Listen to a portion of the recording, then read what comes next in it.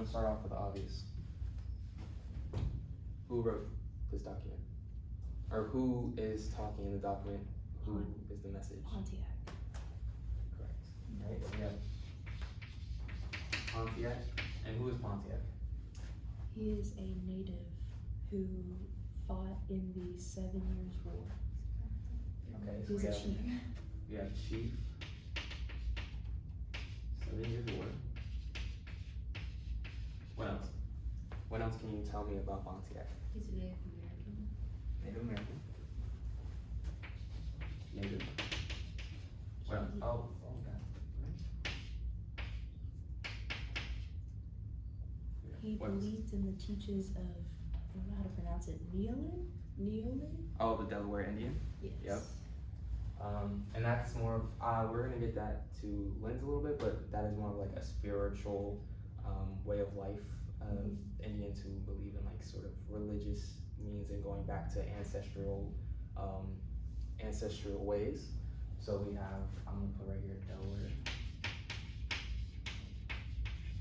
All right, what, or topic, what is the main idea that Pontiac is trying to get through in this speech, or in these speeches? He's Yes, trying Crystal? That they need to go back to their old ways of teaching and not the white ones. I said pretty much the same idea, but what I put is natives regaining independence. That's So fine. it's the same exact thing as what you said, but just worded differently.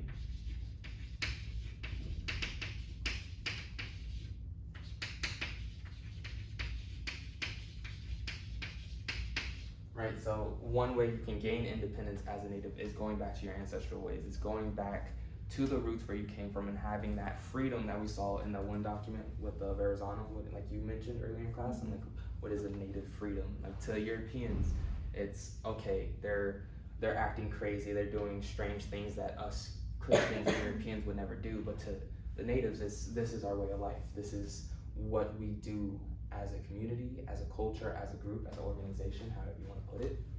But yeah, native regaining independence. And also when you're doing a topic, I like to keep it short. Keep it short and sweet. You just want the main idea.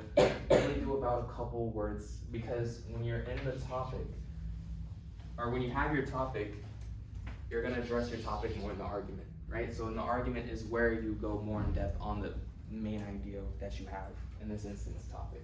All right, when was this document written, or when was this document being portrayed? 1762.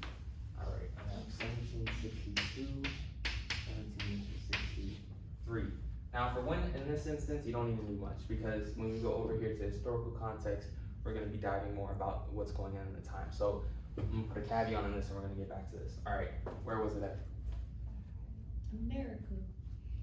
Well, yeah, but where in America? Ohio Valley and Great Lakes. Yes. It's Audrey, right? Yes. Audrey's correct. So I put Northwest and Canada. Because at the time, the Northwest is still considered native territory, and Canada, just because of the French, as we see in the next historical context, we have the French and Indian War. We're gonna have these two different conflicts competing, so it's good to have Canada in there as well, because that's where they resided at. All right, historical context, big picture, right? So this is what you wanna think, things that are going on during this time that impact or influence people who are writing these primary documents. So, I already mentioned it, y'all mentioned it, 7 Years' War.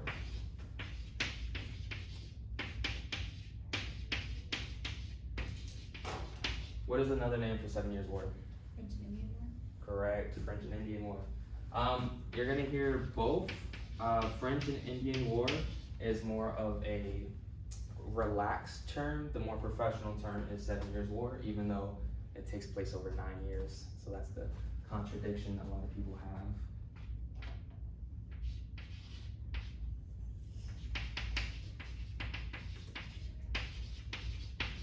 All right. Do y'all know what the French and Indian War was? Or do y'all just know the main idea of it? Sort of. Okay. What was going on during this war? Why was this war important? Because fighting for land, and then the Native Americans were kind of getting like grouped in the middle. And so it was like half of them would go to the British and half would be like fighting for the French. And then, I guess not half, because some were like leave us alone. Okay, so what I'm getting that you're trying to say is basically just conflicts Yeah, it's like a land war between Britain and France, and then Native Americans kind of just got. dragged into Yeah. it. Okay, so for that I'm gonna put intercontinental conflicts.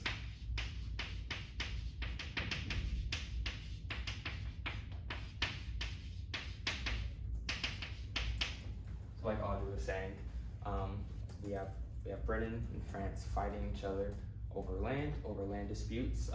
Primarily this Northwest Territory, even though that is considered native land at this time, Britain wanted to expand and France wanted to expand as well. So they were fighting each other. France had very good relations with Native Americans because they traded with them a lot. They had good diplomatic relations. So the majority of Native Americans at this time decided to team up with the France, but Britain, of course, is a powerhouse militarily, so they were able to defeat the France and overcome the French and Indian reliance. What is like the major turnout of this war? Like what did Britain gain, what did France gain, and also what did Spain gain? I know Spain is kind of like, where did you get Spain from? But Spanish also has some part in the war. If you do more diving into it, you'll see. But there's like, once they came out with the Treaty of Paris in 1763, all these major European countries sat down and basically talked about like, all right, who's gaining what and who's gonna get what from after this war. So do y'all know? Didn't they all like divide the land among the 3 countries? Yes. So which land goes to what place is essentially what they decided. So Britain got what country? Think. Virginia area. No. They already had that. New They settled England? there. They already had that. They settled there. Indiana. That Indiana has not yet became a country yet, or a state, or a colony. It's like parts of Canada, right? Yes, It's- correct. Yeah. It's Canada, right? So basically, Britain was like, we beat you, we get your major land. So they took Canada, but then France in return got all the Caribbean islands, right? So they got, I think like, Haiti, Dominican Republic. Jamaica. I don't know about Jamaica. I have to look on that one. But basically, where there's in the Caribbean, you know, where like there's some like French influence there, those are the places they got because they were able to control sugar exports. They were basically like, we're taking your mainland, but you can still make economic Did profit. they get Hawaii? No, Hawaii, That was its own. yeah, Hawaii was its own country until We kind of did that. 1898 Also- when the Yeah, 'cause Spanish they were American used War. for sugar cane. Hawaii is also west in between. Yeah. Yeah, westward Mexico. expansion hasn't started just yet. Okay. We're still getting a little bit. This is where we see the first major westward expansion though, because Britain was able to gain land east of the Mississippi, right? That came in the treaty. They got everything east that was French, along with Canada. And when I brought up Spain, Britain also got Florida from Spain at this time as well. So basically setting up their whole East Coast dominance. So we established that economic gains. The Treaty of Paris I mentioned. All right, so what are like the social impacts of the war? What can you conclude just from like thinking about the main idea? You have these colonies and then you have Britain, right? So you have colonies who think they're fighting the war on themselves. They want to have their independence. They feel equal to Britain. Revolt. Well, don't, yeah. Because the Yeah. revolution starts and then like, what, 14 years later or something? Yeah, we're starting to see the beginnings of the revolt because of one major concept. How many of y'all heard the term, I think it's, I don't want to butcher this.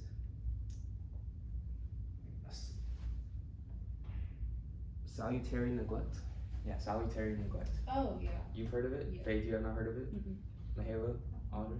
Okay, so salutary neglect is this idea that Britain was going to let the colonies basically run themselves. They said, hey, you can do what you want whenever you want. We're not going to have any major influence as long as you just come pay your taxes, report to us. We don't care what y'all do. So the colonies at this time already had this sense of independence because they're separated from the king, from the monarchy of Britain and England, or whichever one you prefer.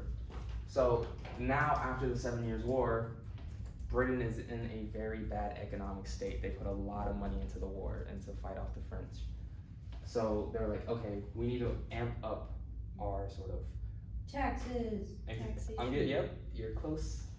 You're just stepping ahead of me though. So Britain wanted to amp up their presence in the Americas, right? They want money. So they start implementing the Currency Act and the Stamp Act. Those are two major acts. Didn't they do the Sugar Act too? Yeah, I believe so. This sounds familiar. Sugar Act was to tax on all sugar products. Yeah, because that's where we got the British Tea Party. Yeah. You're right. So you have the Currency Act, Stamp Act, and the Sugar Act, right? So these major acts that tax the Americas, like Crystal was saying. So we're seeing now British influence on the colonies, right? This was not prevalent. This was not, normal at this time for the colonies. But because of this war, that's sort of a social impact that has occurred, and also an economic impact as well. And as we can see, like I mentioned, the British Tea Party, we start getting the American Revolution. So this is sort of the boiling point for the colonies to start getting their independence. What else is going on during this time, 1762 to 63? I mentioned it earlier a little bit, and I'll give you a hint. The Pontiac. Exactly, Pontiac's Rebellion. It's mentioned a little bit in the document. In a little context area, it says, although known as Pontiac's Rebellion after the Ottawa war leader, the rebellion owed much to the teachings of Neilon, a Delaware religious prophet, like you were mentioned earlier, right? So this idea of we're wanting to regain our spiritual and religious independence. We want to go back to our ancestral ways. So Pontiac's Rebellion was sort of a spontaneous attack on British troops and on British lands and colonies. So we see them attack and destroy a lot of the forts, kidnap, kill a lot of Englishmen, right? But what made this sort of a vital turning point for natives is because it spurred other natives in other regions to start attacking British, right? It's like, we don't want you to control our land, so we're gonna fight back. We were allies with the French, now you kicked them out, so now we're gonna kick you out. Okay, Crystal, because you were first, and then Faith. So it was by natives that attacked. By natives. So what did the natives gain in the Treaty of Paris?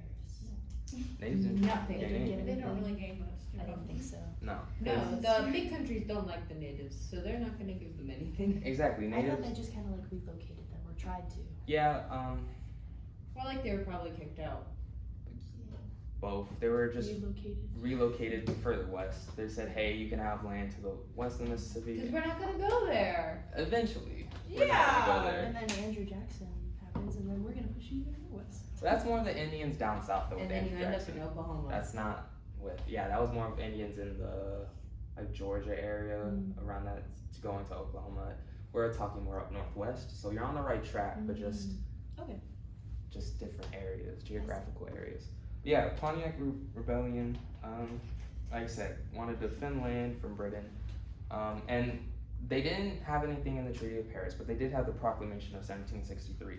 So this was basically a British declaration saying, hey, here's a certain line, all of this is yours, all of this is ours, right? Guess so what's more? Exactly, it's gonna be this, y'all have this, right? So essentially it was like, hey, we're giving you your land, we took it, but we're gonna give you some of it anyways, okay, because now it's our land. Now it's our land. Because we're being nice.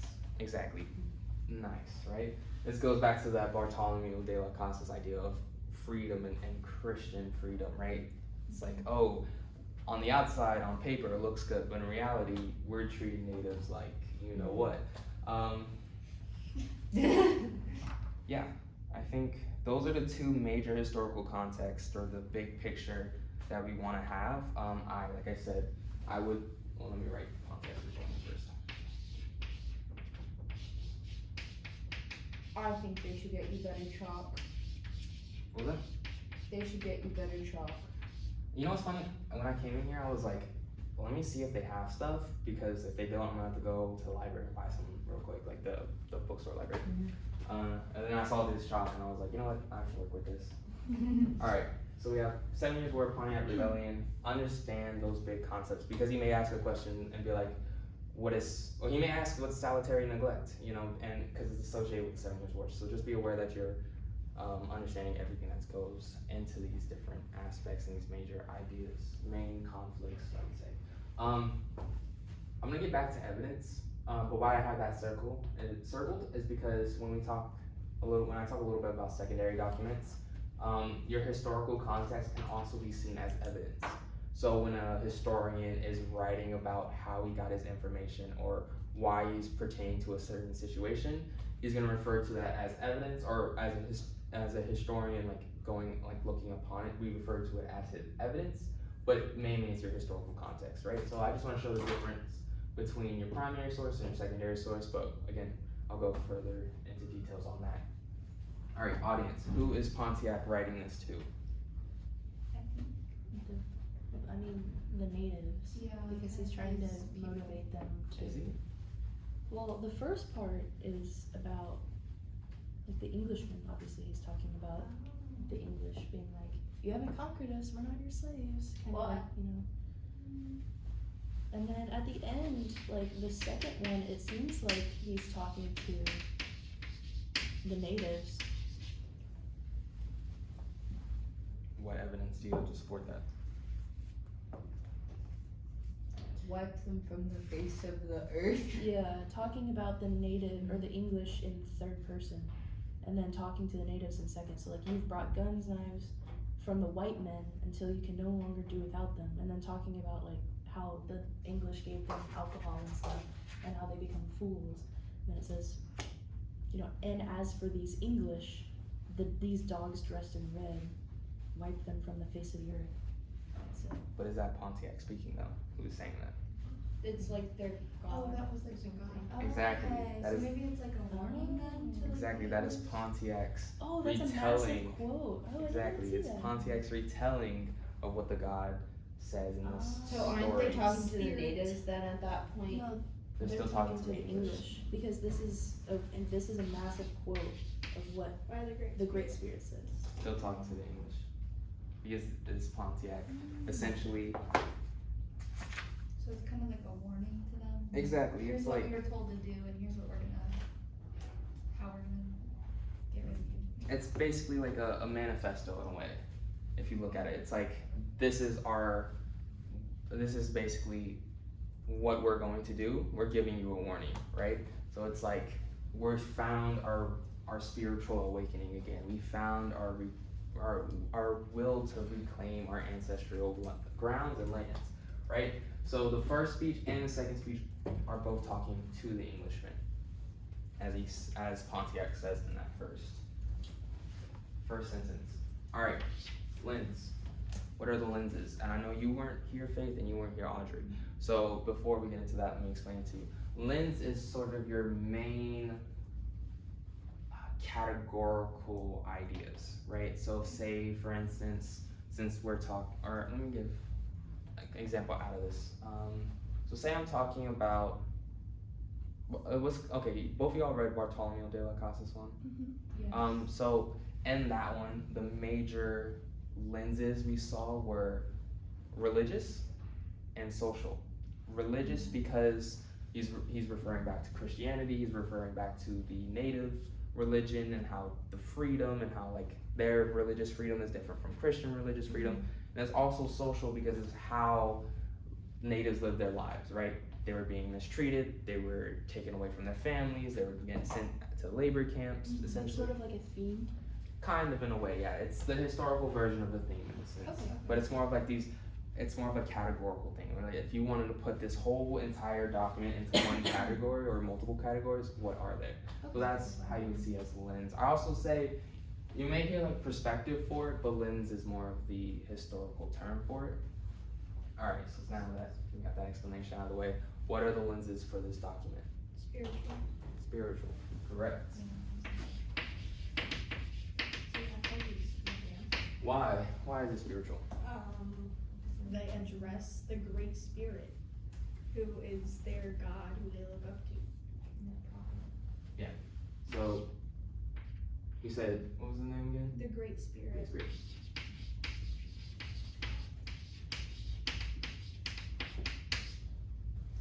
So So we have this idea of essentially going to a different plane, going into a greater sense of oneself, right? That's the whole story of the Delaware Indian and why he was looking onto his teachings. So spiritual can be in that aspect. And what is another lens?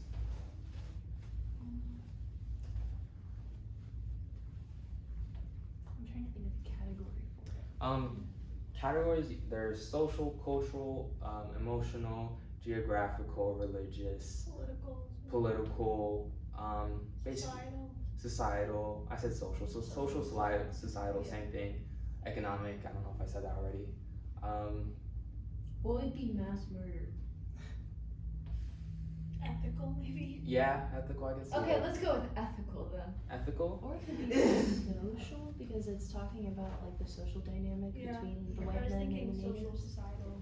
Okay, so we have social, and I'm also gonna tie ethical to it, because I like that. I didn't think about that. We have social, so that's ethical just because of relationships. And mistreatment.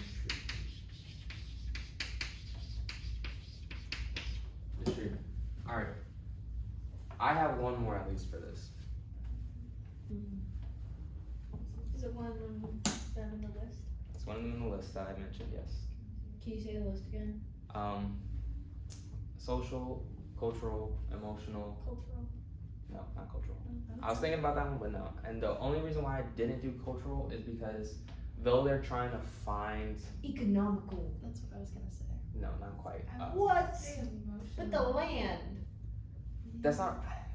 They want their land back. I Yes. thought they're gonna murder them. I don't think. Yes, but I put that under geographical No. because we're talking You know about what? That's smart. this, yeah, the aspect of land. So it's like cultural, yes, So geographical. yeah. So like for cultural, it's they want to reclaim their ancestral lands. So that I can see. You can put cultural. I'm not gonna say no, you're wrong if you put cultural. Like, no, like that's a valid point and you can make an argument for it. But I just think geographical in the sense that Geographical. they're trying to reclaim their Here's lands. a That's more question. broad. Like, Question, Mahela, what about political? in what sense? Because like the higher ups, like the leaders, are kind of like arguing back and forth on like who should get the land, and they're fighting. If it was in another document, I would say yes. But in these documents per se, he's talking about this spiritual journey and the fact that y'all may defeated the French, but you're not gonna defeat So us. if it like highlighted more the war aspect of things, Yeah, if it talked more about conflict between the British and the French, because like it mentions it, but it's not like. it's not the main focus, Okay. right? So kind of what you want to go back to is sort of go back to your topic a little bit when you're thinking about lens, right? So what is the main idea, right? Native regaining independence, and then you kind of want to go, okay, so we have a spiritual awakening, a social, ethical thing, and then geographical. Okay, that makes sense.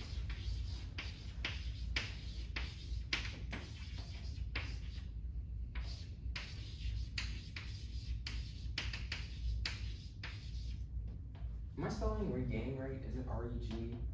A-I-N. Don't ask me, I can't spell. I couldn't measure it. Okay. How do you Regaining. spell it? R-E-G-A-I-N. N-I-N-G. Oh yeah, there's. Is that close? Okay.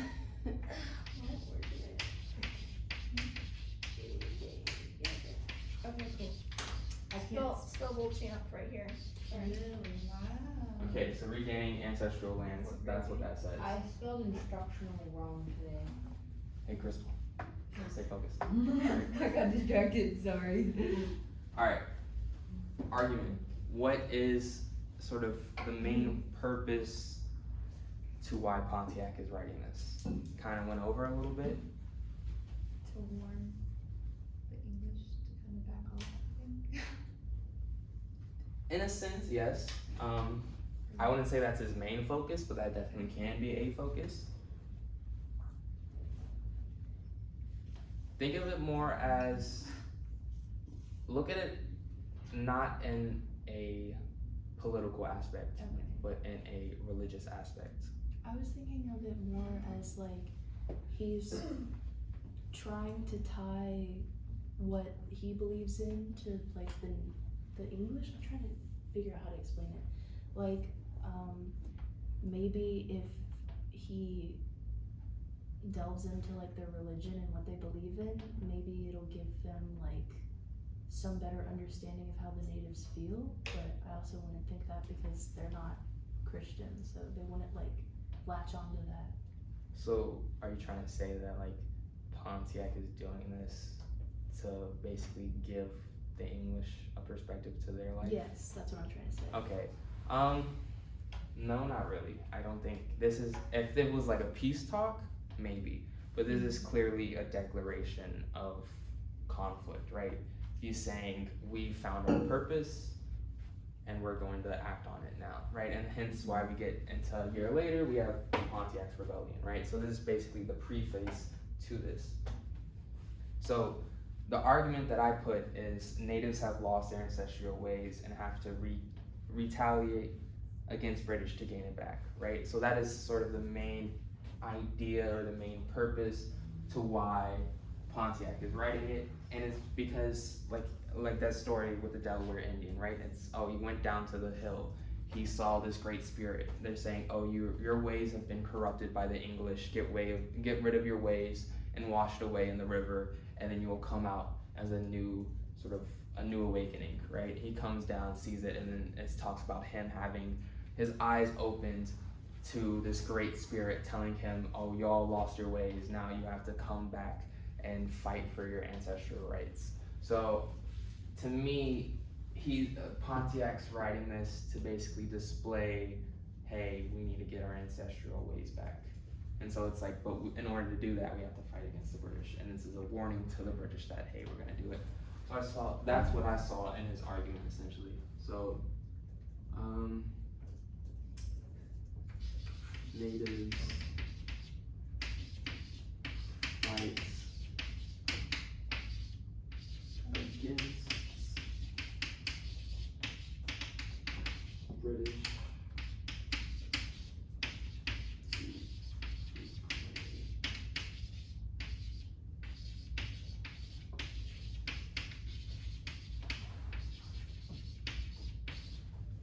to reclaim ancestral ways. So sort of like a reverse assimilation. How many of y'all know what assimilation means? We talked about it last week. I talked it with you. I know, but I don't know about y'all. Isn't assimilation sort of like converting? Like you slowly like adjust them to a new lifestyle, so they're trying to, undo that. Yeah. No, that's Like exactly trying correct. to convince them of your views. Exactly. An example I used with Mahalo was like, for instance, I'm a huge anime fan, right? I'm gonna try to convert you to my way, so I'm gonna make you watch all episodes of Naruto, and like you can't. Well, like hypothetically, let's say you didn't. I do not. Hypothetically, It was so good. let's say you didn't do it. I'll be like, all right, you're watching every episode, so you're Do gonna you like it? join my fandom now. You're gonna join my realm. You're gonna do everything that I want us That to do. example is literally the only way I know what assimilation means now. But it's a great way to look It at is it a though. good way to Not look at gonna it. lie. Because it's the same thing, like, it's not to the extreme of what is going on, but it's still a good way to look at it because a lot of us have someone that is trying to put their like views on us that way and be like, hey, you need to watch this. Hey, let's talk about this. Hey, come on, let's do this Yeah. about this certain thing. And so like, think about it in a way, it's essentially assimilating. Like you're getting assimilated into that culture. Same idea. So I'll put. There's one good idea behind that I feel like do it enough that the person will just like fall into your trap and do it. Can you repeat that? Isn't it like the idea behind that is that if you do it enough, the person will like fall into your trap and actually like get in and do it What do you mean by trap? Like, like a trap. So like let's say you get them addicted to Naruto or any other anime, right? Mm. They fell into your trap no, because then they're joining you. I wouldn't say trap per se. I would say it's more of It's Cult. not like they were doing it unexpectedly. It's not like, oh no, I'm into Naruto now. This is crazy. It's not like a sudden thing, like a spontaneous thing. It's more of a Yeah. gradual thing. and it's more of wanting to spread our way of thinking to everyone else. Because if you think about it, switching back to a historical like perspective now, look at everybody who was Christian thought Jesus Christ was was the person, right? He was the top dog. He was this guy, right? And his teaching should be spread to everyone. Everyone should follow him, right? So we're gonna come out here. That's why we had missionaries, we had Jesuits, we had all these different sort of People. exactly people, but I was gonna say like motivators to try to go out and convert people. We saw in early colonialism and also the second wave of colonialism in the 1800s. You'll see a lot of missionaries going out trying to convert when they have colonies in Africa, Asia, stuff like that. So just seeing the what's the word I'm looking for? Seeing the connection between bigger historical ideas with assimilation is what I'm trying to put forth. So that is it for the main things you want to look at for when you're doing a document. What I told y'all last time, and sometimes I do, is a conclusion as well. So essentially what I do in the conclusion, and this is also to help you for when you're writing an argumentative essay, right? Because these are basically all the categories you're having. In a conclusion, you need a conclusion. Essentially what you're doing in there, you want to hit on each point and basically find ways to connect the points. In the end, be like, okay, because of the historical context, we can then see the lens of social and ethical because of the way the natives were treated in the 7 Years' War. Something along those lines, find a way to connect things, stuff like that. And I think the last thing I wanted to touch on a little bit was secondary sources. I don't have a secondary source for us to look at.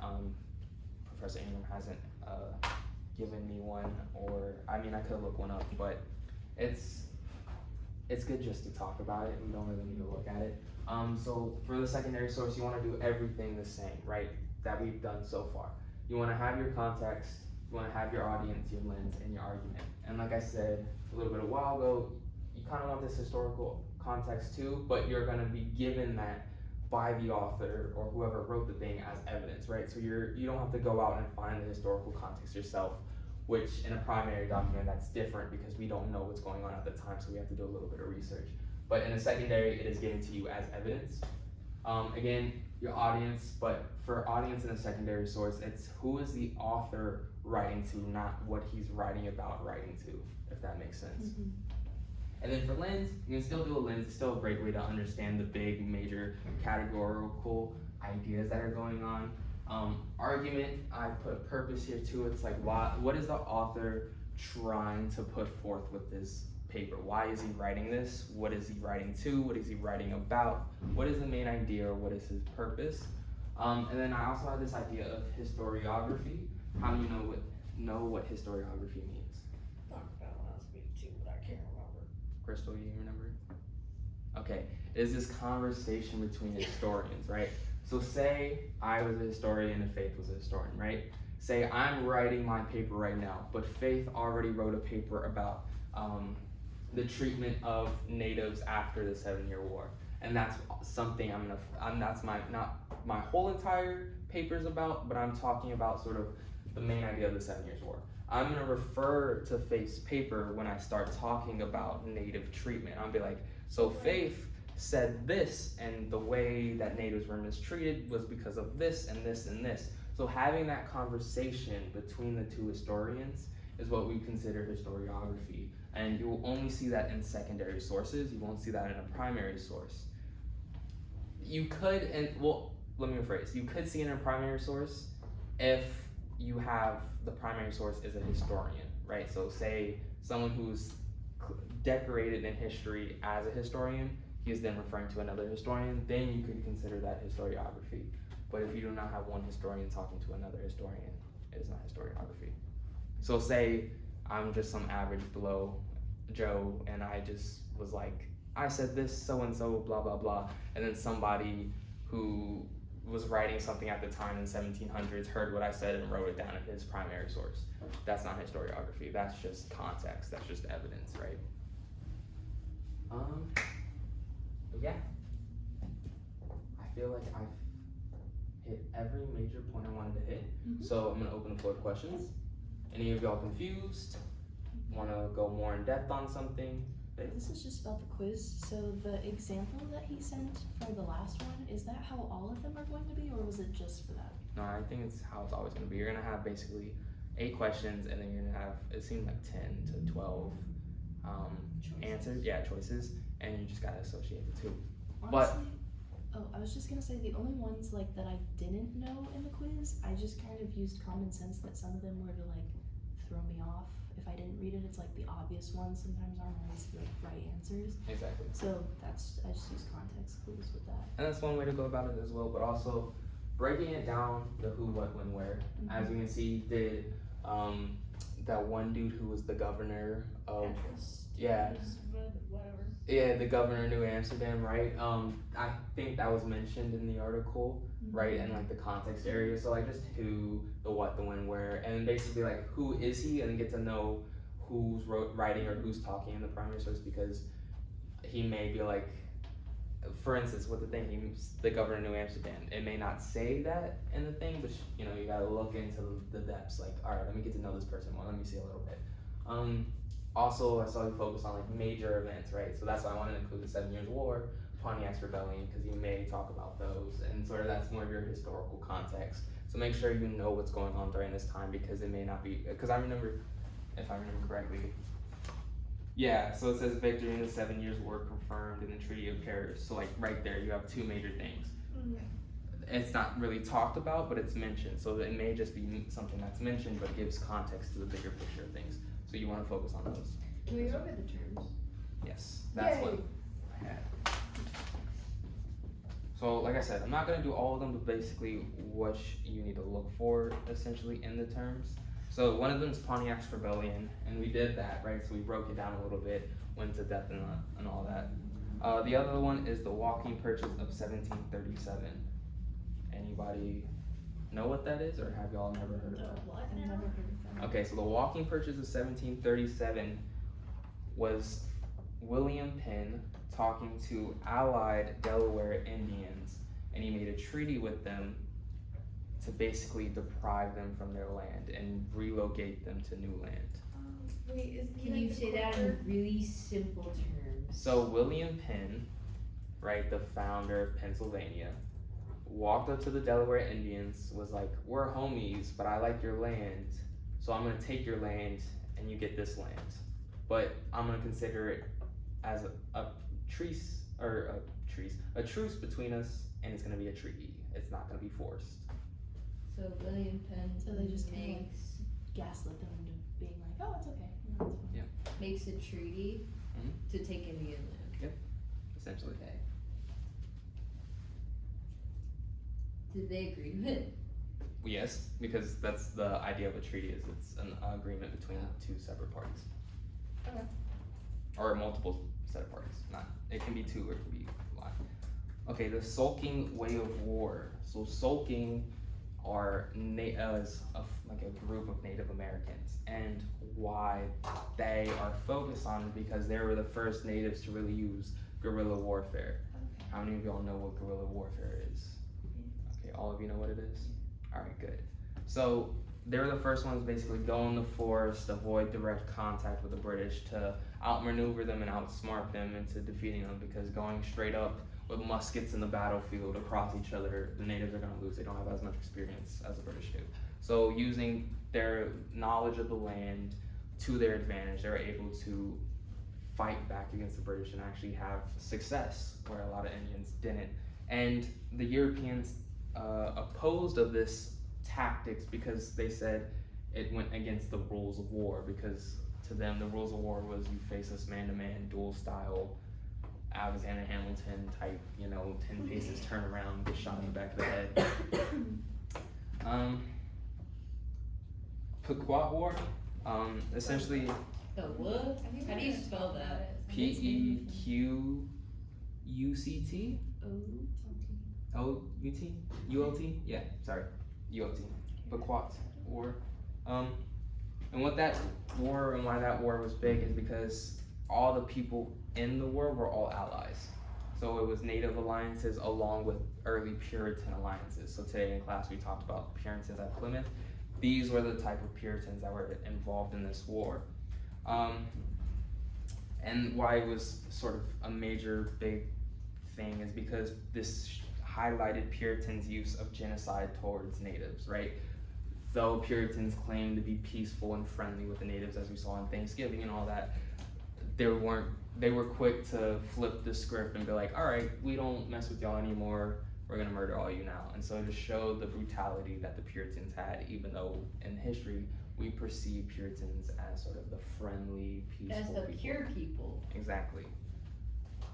And King Philip's War. How many of y'all know who King Philip is? I heard of the war, but I don't remember. King Philip was the leader of the Wampanoags. His name was Metacom, but of course, most Indians, natives, they've got British names, so it's easier to keep track of them, essentially. Year of what? hmm? Year of what?